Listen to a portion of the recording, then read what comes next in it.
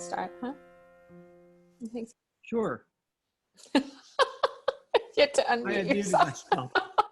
All right, okay. I'll start then.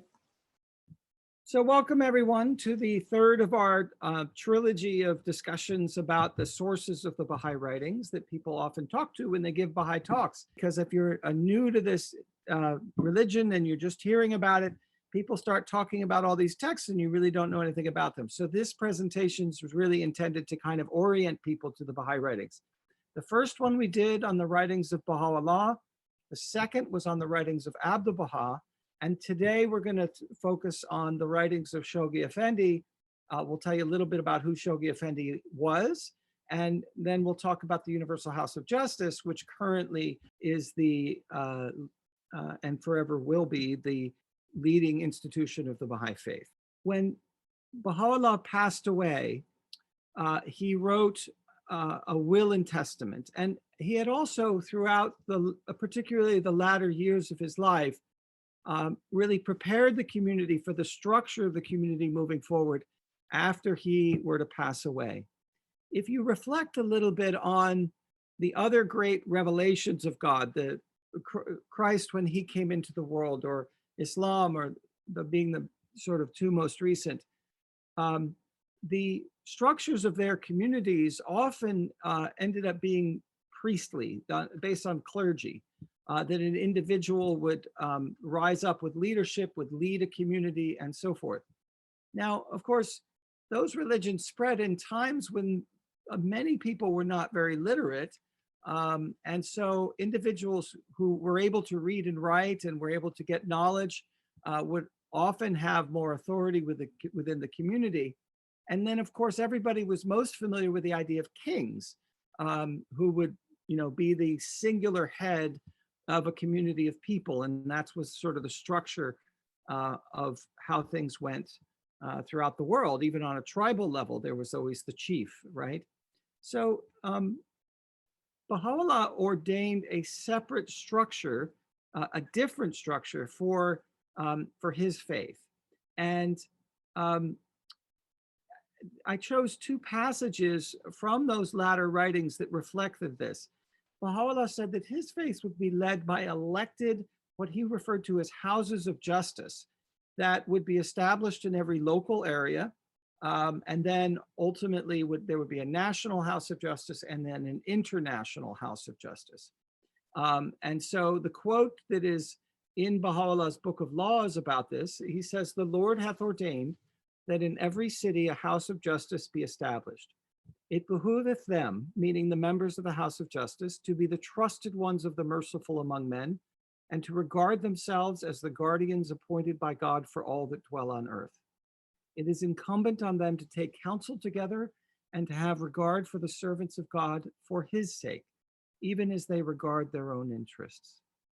And so, what's interesting, there's a couple things I want to highlight in this passage. One is that that the House of Justice would be established. These would be people who would be chosen, elected from among the community of believers. And they would regard themselves, even though they were in a particular city, they would regard themselves as the guardians appointed by God for all that dwell on earth. So this is thinking globally, acting locally, right? I mean, that really great phrase, bumper sticker phrase, but this is what Baha'u'llah was asking his leadership to do. But it was also incumbent on them to consult, to take counsel together. And he says to have regard for the servants of God, meaning the people they lead, even as they regard their own interests. So to think about the people they lead as if they were managing their own affairs, and to do it for God's sake, for his sake, with a sense of detachment from one's own privilege. So this is a marked change, right, from what people think about power, right? Power is often the effort to get leadership so that you can enrich yourself and your friends and your family, right? The Baha'u'llah is asking them to do the opposite of that, right? To have regard for the servants, for the people, even as they regard their own selves, right? And this is really not only the basics of Baha'i governance, but also should be the basis for democratic governance all over the world. Baha'u'llah specifically recognized in this next quote that there were things that one could legislate or not just legislate, but make a pronouncement upon in the 19th or 20th century that by the 21st century would be obsolete, right? So most of Baha'u'llah's laws, other than the sort of structural issues for the administrative affairs of the community, are more focused on personal spiritual development and some elements of community life focused on prayer and devotional gatherings and how Baha'is worship and so forth. But for issues of, sort of the more social and economic issues, other things that come up, especially social issues, Baha'u'llah really left those to the House of Justice.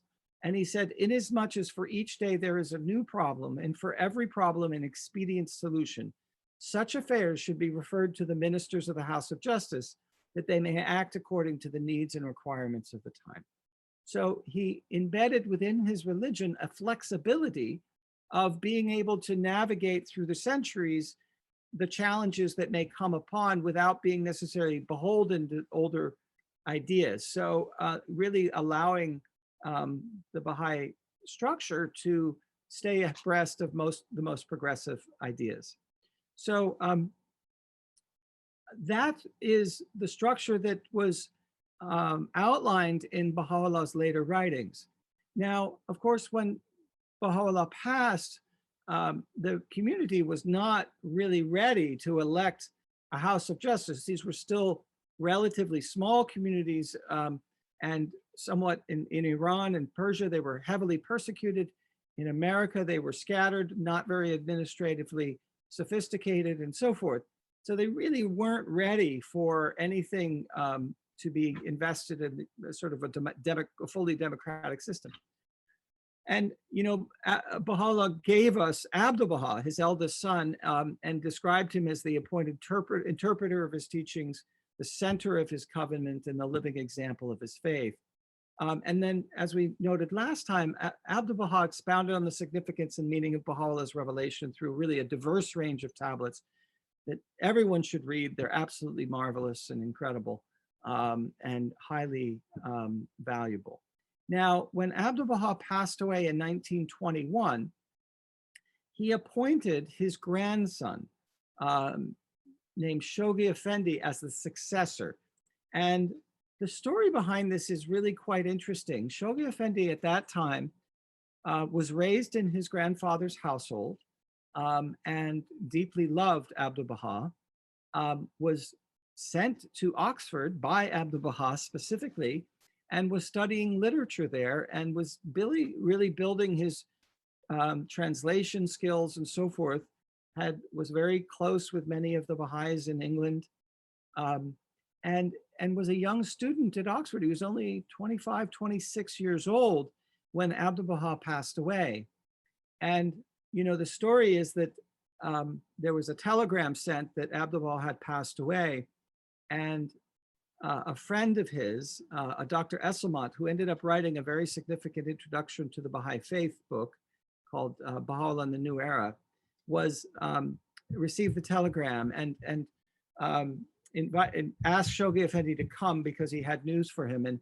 And Shoghi Effendi came into the room, and then Dr. Esselmont got called away, and Shoghi Effendi saw the telegram lying on the desk, read it, and fainted on the spot. He literally lost consciousness. He was so shocked by the fact that Abdu'l-Baha had passed, and so mournful. So a few months later, he made his way to the Holy Land, and they had delayed the reading of Abdu'l-Baha's will until he got there. And in that will, quite to his surprise and the surprise of everyone else, Abdu'l-Baha had appointed him the guardian of the Baha'i community. So he essentially his successor. And so, it was a great challenge for many people because Shoghi Effendi at that time was quite young. And he was burdened really with this incredible leadership role. Shoghi Effendi is beloved by Baha'is for many reasons. He embodies, I think, the qualities of rising to the challenge. He performed his duties extreme success. He was an absolutely masterful writer, translator. He's an administrative genius, and he guided the Baha'i community through tumultuous years. I mean, you can imagine it's 1921 to 1957. I mean, think about the things the world went through in that period. You know, the rise of Hitler, World War II, you know, founding of the United Nations, all of these things. And Shoghi Effendi was leading the Baha'i community as they were going through all of this. And, you know, to me, struck by Shoghi Effendi's, what's so magnificent is that he was one person, and you see what he achieved in his life. He literally was one of the hardest working humans that have ever been known. Absolutely magnificent in what he achieved in his lifetime, in all that he achieved. You know, if you can imagine, Baha'u'llah's writings are in Persian and Arabic. Abdu'l-Baha's, much of his writings are in Arabic, those that were not directly translated into English for Baha'is who lived in the West. And so there was an enormous job at just translating and settling a standard of translation for these texts and so forth. And Shoghi Effendi did all that. He just translated masterfully these writings into English. It was Shoghi Effendi that chose to use the King James version of the Bible, which is those these and thous and wherewiths and so forth, that kind of Old English style, what we regard as Old English at this point.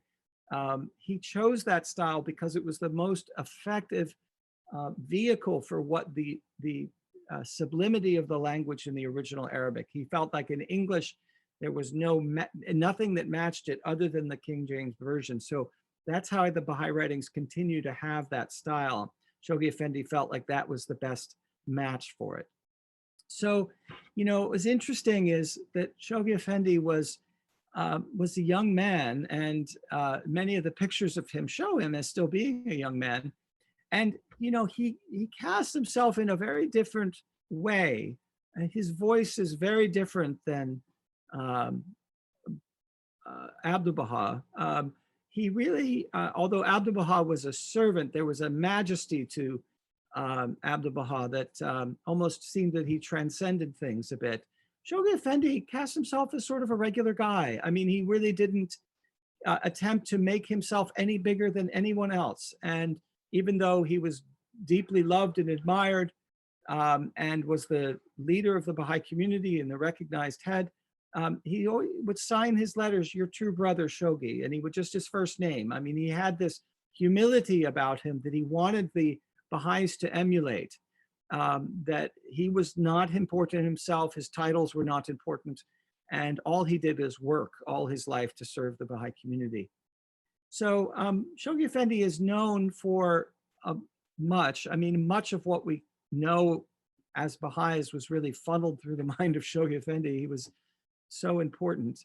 I'm going to go over a couple of his significant letters to the Baha'i world, and you'll see just by what the passages that we read, the nature of what he talked about, why he's so important.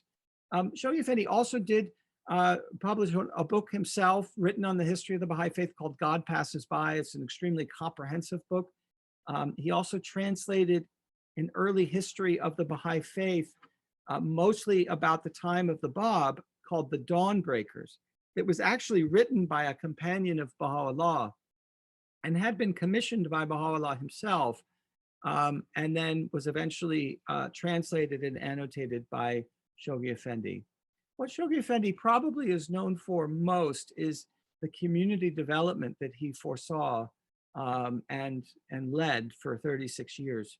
He took the Baha'i Faith from a relatively small community of people to a world religion and provided it with an administrative structure, whereas the ideas were sort of presented in the writings of Baha'u'llah in broad outlines. Shoghi Effendi really clothed them with a lot of specifics. And so, you know, he really built the administrative structure of the Baha'i community. And he also, because, you know, the community was not really prepared for the Universal House of Justice to be elected. Shoghi Effendi really in his 36 years built the administrative structure of the community so that they then could elect to the Universal House of Justice, which had been envisioned by Baha'u'llah. So He's a very critically important person and figure in the Baha'i community. He's regarded as an authorized interpreter, meaning, his interpretations are what we might refer to as constitutional. I mean, if Shoghi Effendi gave an interpretation of a passage, not so much the mystical passage or the spiritual passage, but a specific administrative issue, it's authoritative. We don't question that. So let me stop here for a moment and invite some comments from others, so maybe who've had some experience with Shoghi Effendi's life. There's so many different ideas that are, or images that come to mind when I think about Shoghi Effendi. One of them is they always remember this, the amount of work that he was going to do, all the time that he had to spend on building this very nascent community of the Baha'i believers, right? He only slept 4 hours at most a day, and he basically spent a lot of time, especially when you go to Haifa and visit the beautiful gardens and all the different things that he had his hand in designing and putting it together. Then you read the stories that Ruhiya Khanum, his wife, his beloved wife, and the hand of the cause of God talks about. It's just amazing, some of the stories that she talks about, and the level of servitude, right? That's just I don't think any one of us can live up to that. Yeah. So that to me is just, and every time I read some of his writings, and especially about like the advent of divine justice, which is very, very crucial, especially for this day and age. It's just amazing, amount of time he spent in putting all of this together. Wonderful, wonderful. Yeah. Wonderful. Mm-hmm. We attended a session at a Baha'i school, Greenacre, a few summers ago, and it was all about Shoghi Effendi, and it was an amazingly well presented session, and it was just remarkable to me to see, yes, the detail. Like he had this map of the world, and he had these pins and these lines and everything, and he had Shoghi Effendi established these plans, he for the Baha'i world, to these goals for the Baha'i world to achieve, and he just kept track of everything. The local spiritual assemblies, the national spiritual assemblies that were growing all around the world. And another thing I remember, and I'm sure, Kendall, you're going to get to this, so he did a lot of the translations, but he also wrote himself beautiful writings. And Baha'i sometimes kind of joke that, oh, Shoghi Effendi, you have to get a dictionary out sometimes to read what he's saying, because he uses very grand vocabulary. But I think it's so interesting because at this session, we studied it, and one of the presenters said, look at it like it's music, like read it as if it's musical, basically. And it was just so beautiful to approach his writings, looking at it in that sense, because the richness and the depth and these gorgeous words that he uses that string you along and connect everything, and it was just beautiful, and it gave me a whole new respect for these incredible works that he produced. He has a very distinctive style. I don't know if I can, we're going to pick it up as much on the slides that I've put together, because every rule you ever learned about doing run-on sentences when you were in middle school, Shoghi Effendi violated that, but he violated it in such artistic ways that these sentences or these phrases really would build upon each other towards a climax. And he was a very, you read his writings, and there's such an energy behind them. They're almost like they're orators. Friends of mine have said that that feel like Shoghi Effendi's writings should always be read aloud because they have this energy behind them. So there's a number of, there's two significant works of Shoghi Effendi I wanted to highlight that are very influential today. There are others, but he would write letters to the Baha'i community. And then these letters would sort of outline aspects and interpretations of the Baha'i faith and really help them apply it to their lives. And so, they would be read. I had a friend whose father was a Baha'i in the time of Shoghi Effendi. I mean, they would get together and they would just sit and spend a whole weekend just studying a letter of Shoghi Effendi. And these letters are still so significant. And when you read them, you can appreciate what it would have been like to get them anew, particularly because a lot of these people were going through some of the greatest suffering that humanity's ever known. I mean, this was the time of the World War II, and they were getting these letters. So the World Order letters in particular, if there's one place to start with Shoghi Effendi's writing, I think it would be what's known as the World Order letters, sometimes referred to as the World Order of Baha'u'llah. I took this passage out of it. Shoghi Effendi outlines really for what the vision of Baha'u'llah was for what our world could be. And he says, unification of the whole of mankind is the hallmark of the stage which human society is now approaching. Unity of family, of tribe, of city, state, and nation have been successfully attempted and fully established. World unity is the goal to which a harassed humanity is striving. Nation building has come to an end. The anarchy inherent in state sovereignty is moving towards its climax. A world growing to maturity must abandon this fetish, recognize the oneness and wholeness of human relationships, and establish once and for all the machinery that can best incarnate this fundamental principle of its life.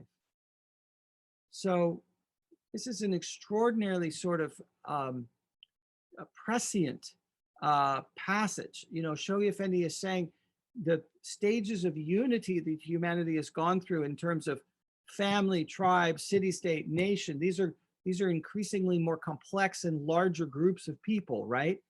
And he then says, world unity is the stage we're at, right? And that's the next stage.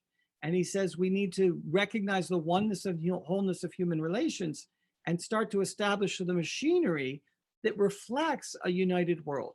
And saying this was before the United Nations. This was before all of that, right? Before NATO, before all of these organizations that started to have people work together. And just this consciousness of the oneness of humankind. And Shoghi Effendi then outlined what it meant, right? And because, there was communism at this time, there was fascism was prominent, nationalism was prominent. So Shoghi Effendi was really outlining what Baha'is mean in relation to all of those. And he says the unity of the human race, as envisaged by Baha'u'llah, implies the establishment of a commonwealth in which all nations, races, creeds, and classes are closely and permanently united, and in which the autonomy of its state members and the personal freedom and initiative of the individuals that compose them are definitely and completely safeguarded. So he made clear that it wasn't a unity of uniformity. It wasn't something trying to conquer something else and put it and make everybody with one brush. It was the sort of voluntary, came from personal freedom and initiative, where the individuals composed them would recognize that it was in working together collaboratively worldwide that we would solve our problems. So it was a commonwealth that established by personal freedom and initiative. And then Shoghi Effendi outlined in the World Order letters the nature of what the world would be like when we achieve this, right? He said national rivalries, hatreds, and intrigues will cease. So, what does he mean by this? I turn on the news and, one country's hacking the computer system of another country, right? Another country's trying to manipulate the trade laws to get over the net, right? All these little intrigues, the CIA, all this stuff, right? National rivalries, hatreds, and intrigues will cease, right? and racial animosity and prejudice will be replaced by racial amity, understanding, and cooperation. The causes of religious strife will be permanently removed. Destitution on the one hand and gross accumulation of ownership on the other will disappear. Not that everybody's going to be the same like a communist model, just that the extremes will be reduced, right? The enormous energy dissipated and wasted on war, whether economic or political, will be consecrated to such ends as will extend the range of human inventions and technical development, to the increase of the productivity of mankind, to the extermination of disease, to the extension of scientific research, to the raising of the standard of physical health, to the prolongation of human life, and to the furtherance of any other agency that can stimulate the intellectual, moral, and spiritual life of the people of this planet. So he gives us this sense of what we were trying to get to, right? It wasn't just a religious message. It wasn't just a spiritual change. This spiritual and moral growth would result in very real changes to the social and economic conditions of all of humanity. Does anybody have any thoughts on that? No, I think it's very amazing that this was in the mid to late 1900s, 1920s, right? 1930s, which he basically wrote these. But if you look at it, if you look at it at what we're going through right now in the worldwide with the fight against this pandemic, yeah. If we were united, if the countries were united, even in the United States, even if the states were united in how to handle and achieve this, we would have been much better off than where we are today.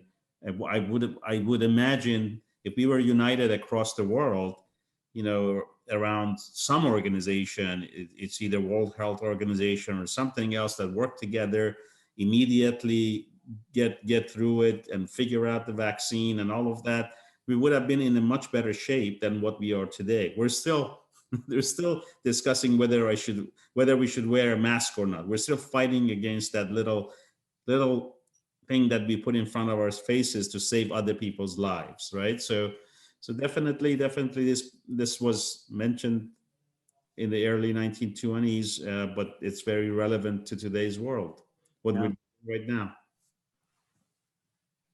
It's very rare that I read something of Shoghi Effendi's writings and feel that it's not modern, right? Or that he's addressing issues that we don't have problems with anymore. He was so prescient and so far ahead of the thinking of his day that in applying the Baha'i principles to the world that he saw, he's really still pretty far ahead of where we're at. He's at least 100 years ahead, I think. Shoghi Effendi is also known as not only administrative architect and a writer, but as an actual architect. He really developed the Baha'i World Center, which at that time was a few buildings, and he was living in a couple of them, but it really wasn't what it is today, which is a place of pilgrimage for a community of 7-8 million people who go there and just are struck by these beautiful gardens and so forth, most of which were designed by Shoghi Effendi himself. So he had just these enormous, it was just an enormously talented person, both as a writer and a visionary, but also as a true architect of physical structures as well. So the administrative buildings that were built were really built after sort of drawings that Shoghi Effendi had put in place. He loved classical architectural styles. He was attracted to sort of the classical formulas of architecture. And so that's reflected in a lot of the buildings in which he had a role in creating. So going back to the letters of Shoghi Effendi, he addressed a significant number of letters to the American Baha'i community. And some of those are compiled in a book called The Advent of Divine Justice. And so along with the World Order of Baha'u'llah, which I think should really be read, The Advent of Divine Justice is a really worthwhile to read as well, because it's not, and it's read all over the world, even though they're addressed to the American Baha'i community, it's read all over the world. And Shoghi Effendi had a style that he would often quote Baha'u'llah in his writings. And so many people got to know Baha'u'llah's writings through the way Shoghi Effendi had sort of melded them into his own writings. So in this passage, he's describing the character that Baha'is should have. And he talks about the Baha'is should have a rectitude of conduct. And then he gets into detail about what that means. He says this rectitude of conduct, with its implication of justice, equity, truthfulness, honesty, fair-mindedness, reliability, and trustworthiness, must distinguish every phase of life in the Baha'i community. And then he quotes Baha'u'llah. He says, the companions of God, meaning his followers, are in this day the lump that must leave in the peoples of the world. They must show forth such trustworthiness, such truthfulness and perseverance, such deeds and character that all mankind may profit by their example. You know, Baha'u'llah had said that he was here to create, to not transform, to not build a political movement, but to build a movement that would transform the hearts of people, who would then in turn transform their communities, right? And so it's a different way of improving the world. It improves the inside of human beings first. Baha'u'llah said that his own followers must behave in such a way that they manifest such trustworthiness, truthfulness, and so forth, that they really act as a leaven, like a lever that pulls up the rest. So Shoghi Effendi had a brilliant way of bringing in the writings of Baha'u'llah to the ideas that he wanted to do. And, this is a very famous passage of his about racial prejudice. He says, as to racial prejudice, this is directed to the American Baha'i community, the corrosion of which, for well nigh a century, has bitten into the fiber and attacked the whole social structure of American society. It should be regarded as constituting the most vital and challenging issue confronting the Baha'i community at the present stage of its evolution. And that phrase, the most vital and challenging issue, sometimes I'll hear talks that the Baha'is will give, and the title will be the most challenging issue. And everybody knows what that means. And we all know that means that it's an issue, it's about racial prejudice or the elimination of racial prejudice. And it comes from this particular passage of Shoghi Effendi, where he refers to it as the most challenging issue confronting the community. But then he goes into the qualities that are needed to overcome it. He says the ceaseless exertions which this issue of paramount importance calls for, the sacrifices it must impose, the care and vigilance it demands, the moral courage and fortitude it requires, the tact and sympathy it necessitates, invest this problem, which the American believers are still far from having satisfactorily resolved, with an urgency and importance that cannot be overestimated. You can sense by this why Baha'is talk about Shoghi Effendi's writings is like eating a cheesecake, because there's so much richness in there, right? But every word was chosen by him with care, the care and vigilance, moral courage, fortitude, tact, sympathy, all these qualities that you need if you're going to address the problem of racial prejudice. And so Shoghi Effendi was just absolutely remarkable in his ability to do this. So anybody who wants to chime in, please do so at any time.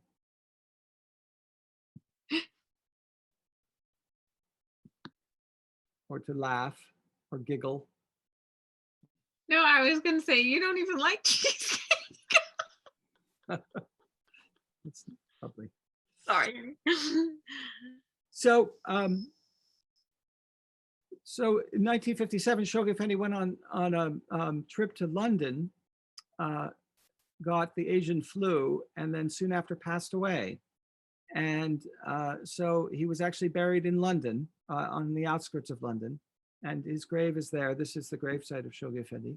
So he passed away in 1957. It was an incredible shock to everyone. Nobody expected him to. He was still in his 60s. And the other aspect was that it appeared in Abdu'l-Baha's will, he had envisioned that Shoghi Effendi would appoint someone after him. But Shoghi Effendi had no children, and it wasn't obvious. There was no will. So it wasn't exactly clear what would happen next. But actually, going back through the passages, it was clear that there, even Baha'u'llah had anticipated that there would be a time when that this might happen, that individuals leading the faith would transition into the House of Justice. And so the House of Justice was then elected, really raised on the foundations that Shoghi Effendi had developed. So in 1963, the House of Justice was elected, and now is the permanent and head of the Baha'i community. And the figures of Abdu'l-Baha and Shoghi Effendi were really absolutely crucial in transitioning from an age where personalities really dominated the community into a more institutionalized framework in which there was an administrative structure. So the House of Justice was elected in 1963. It's now elected every 5 years in the largest democratic international election in the world. There's no campaigning, electioneering, or self-promotion of any kind. The best way for you to get yourself not to be elected to the House of Justice is to try and campaign to be elected to the House of Justice. It is the individuals in a silent vote, which I'll show you in a minute, come and look around them, and they decide who among them would they want to have serve on this community, on this body, and then they elect the people that they feel are most appropriate. So every year in October, Baha'is in every local area, so this happens in the Philadelphia region, we meet in a convention and we elect delegates, 2 delegates to go to the national convention. So they're elected in May, and then so the National Assembly is elected, and then the National Spiritual Assembly members every 5 years go to the International Convention, and they elect the Universal House of Justice. So it's not an election done by the mass of believers like a presidential election is. It's actually a step where we elect delegates to go and elect the National Spiritual Assembly, which then elects the House of Justice. You might notice that I've referred to the national, not as the National House of Justice, but as the National Spiritual Assembly. Baha'i communities also have local spiritual assemblies, which are the same as what Baha'u'llah referred to as local houses of justice. The reason we don't refer to them as houses of justice is because a decision was made because it was too confusing between the civil legal structures that actually existed in countries for us to currently call our communities houses of justice. We thought that might be confusing because there are obviously legal systems in place. So we refer to our administrative bodies on the local and national level as spiritual assemblies in order to make it clear that they're not courts, right? That was a little bit of a sidebar, I'm sorry, but I wanted to now talk about the Universal House of Justice. And the election of the Universal House of Justice is really a magnificent event because it's people from all over the world, national spiritual assemblies, hundreds of people, and all of these communities. The Baha'i Faith is the most diverse religion on earth, and you can really see that at an international convention. And oftentimes, in order to celebrate the unity and diversity, people will come and wear some form of native garb that reflects the country in which they come. So as they process up and submit their ballots, often in a silent way, they're wearing something that reflects the country in which they come from. So it's a beautiful event. So the Universal House of Justice now writes letters to the worldwide Baha'i community. They publish a letter every year, and then they often will publish other letters in between, often on specific issues. To my knowledge, they've only commissioned one specific book or statement to the peoples of the world. And that is the Promise of World Peace, which was written in 1985 and came out in October of 1985. And it's really a very striking document. It's a beautiful document. It's really well worth reading. You can read it in an evening. It's not that long, but it was addressed to the peoples of the world. And in that, the House of Justice wanted to make a point that really Shoghi Effendi had made, that, you know, we're on the precipice of world peace. It's almost promised to us. And then they outlined in there, what are the things we need to do to get out of our current circumstance and move towards a peaceful world. So that this, I copied and pasted the first paragraph from this statement. They said, the great peace towards which people of goodwill throughout the centuries have inclined their hearts, of which seers and poets for countless generations have expressed their vision, and for which from age to age the sacred scriptures of mankind have constantly held the promise, is now at long last within the reach of the nations. For the first time in history, it is possible for everyone to view the entire planet with all its myriad diversified peoples in one perspective. And they make this very striking statement. World peace is not only possible, but inevitable. It is the next stage in the evolution of this planet. So that statement, that vision is, you know, the kind of things that the House of Justice keeps reminding us of as Baha'is throughout the world. We really feel like we're moving towards, as a world, as a community, but within a world, but as a world, that we're moving towards a peaceful world civilization. The House of Justice does occasionally write letters on specific issues. In the summertime, during the social justice protests in America, they addressed a letter to America. And this was actually fairly unusual, but it was a beautiful letter. And it was urging the Baha'is to make a distinctive contribution to this moment. And they said, a moment of historic portent has arrived for your nation, as the conscience of its citizenry has stirred, creating possibilities for marked social change. The change required is not merely a social and economic one, but above all moral and spiritual. It is not possible for you to effect the transformation envisaged by Baha'u'llah. Now they're talking to the Baha'is themselves, merely by adopting the perspective, practices, concepts, criticisms, and language of contemporary society. Your approach instead will be distinguished by maintaining a humble posture of learning, consulting to harmonize different views and shape collective action, and marching forward with unbreakable unity and serried lines.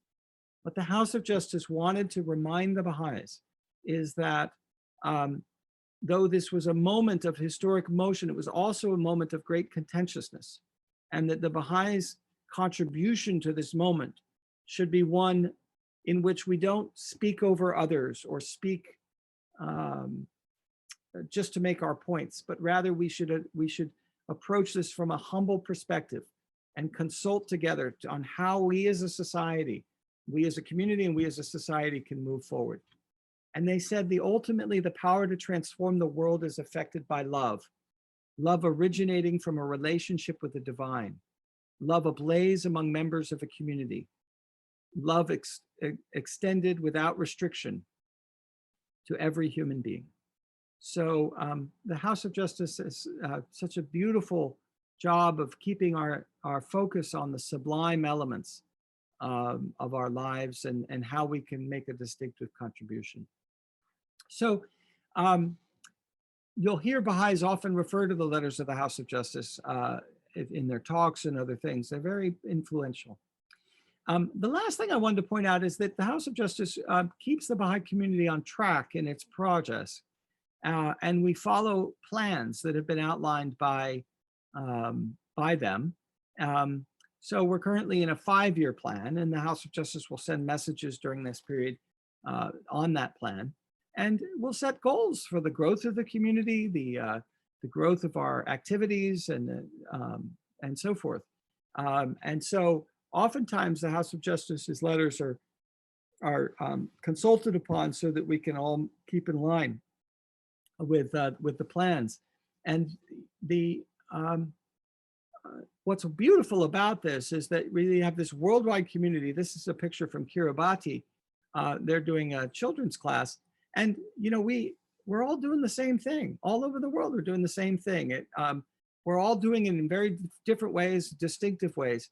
But the House of Justice really keeps us on the same page. So with that, I'm going to stop talking and I'm going to turn it over to others to offer their thoughts. But I wanted to just give a little bit of an introduction to the writings of Shoghi Effendi to give you a little bit of a feel for what is in these works so that you can pick them up and start to read them yourself.